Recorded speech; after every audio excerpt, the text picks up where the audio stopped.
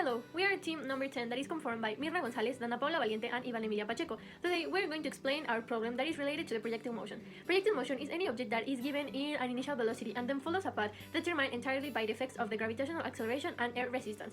It is two-dimensional, where x is the horizontal axis and y is the vertical axis. The acceleration in x is always going to be 0, and in y, the acceleration is the gravity. Our problem is, a cricket jumps with an initial velocity of 2.45 meters per second at 63 degrees above the horizontal. It is trapped by a bat at 0.32 seconds after jumping. Okay, so now we're going to pass with the data. We already have the initial velocity that is 2.45 meters per second, the angle 63 degrees above the horizontal, and the time 0.32 seconds. Our first question said, what are the x and y coordinates where the cricket is trapped relative to its jump? Our first question said, what are the x and y coordinates where the cricket is trapped relative to its jumping point? Well, to solve this first question, we organized our information and we knew that the initial velocity was equal to 2.45 meters per second at 63 degrees. So we have to get the initial velocity for x and y. For this, we use the next formulas that are initial velocity of x is equal to initial velocity by cos of 63, and initial velocity of y is equal to initial velocity by sin of 63. This gave us that the initial velocity of x was equal to 1.112 meters per second, and the initial velocity of y was equal to 2.183 meters per second. The next step was to get the coordinates.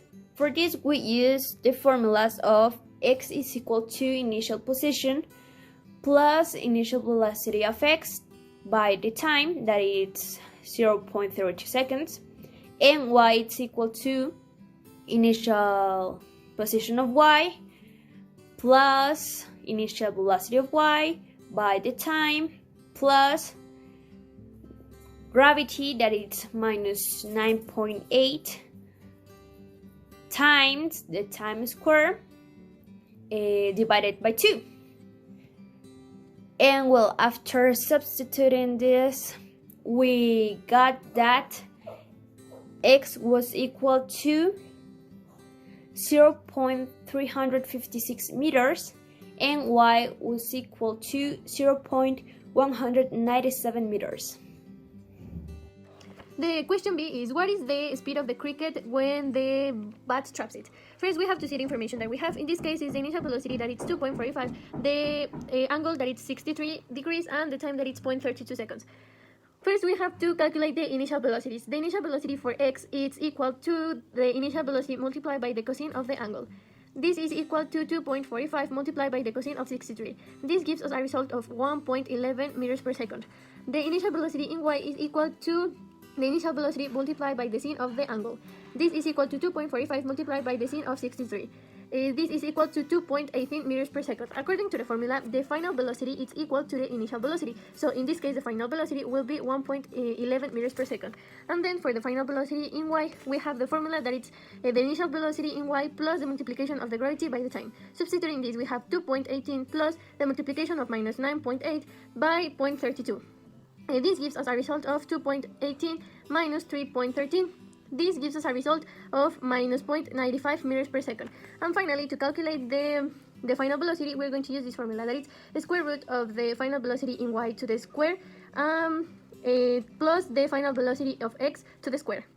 Substituting this, we have that is the square root of minus 0.95 to the square plus 1.11 to the square. This gives us a result of 1.46, so the answer for the question B is 1.46 meters per second.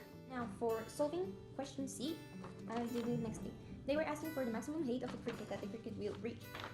So the answer, we will have it using the next formula, that is this one. Initial velocity in y squared by the sine of the angle that they're giving us to the squared over 2 times the acceleration or the gravity, that is 9.8. So we're going to place all that stuff into the formula. We have that the initial velocity is 2.54 meters per second, so that we're going to take it like the initial velocity in y.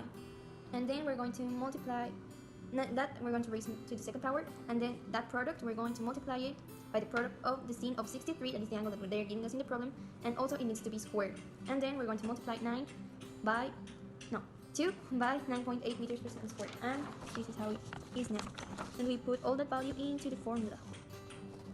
For next step, we need to solve all the squares and multiply what we need to multiply. So we have this third one, third one, that is like that results.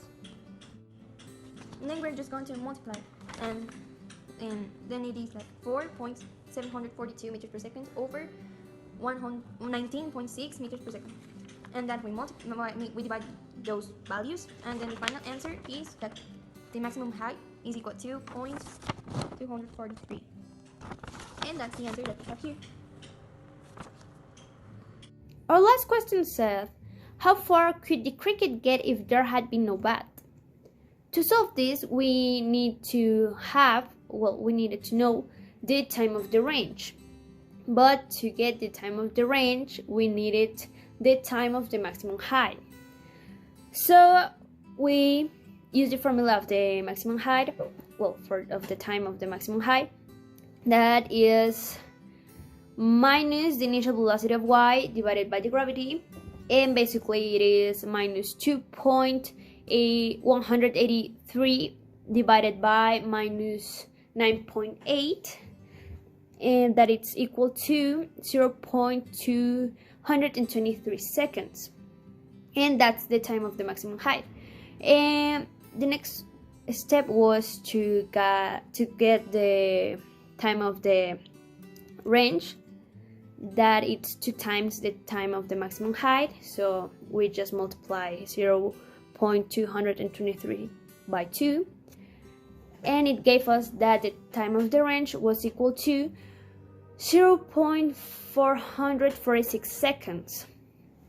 After that, we use the formula of final position of x, it's equal to the initial velocity of x by the time, meaning that x was equal to 1.112 by 0.446, and it gave us that the final distance could be 0.496 meters if there was not bat.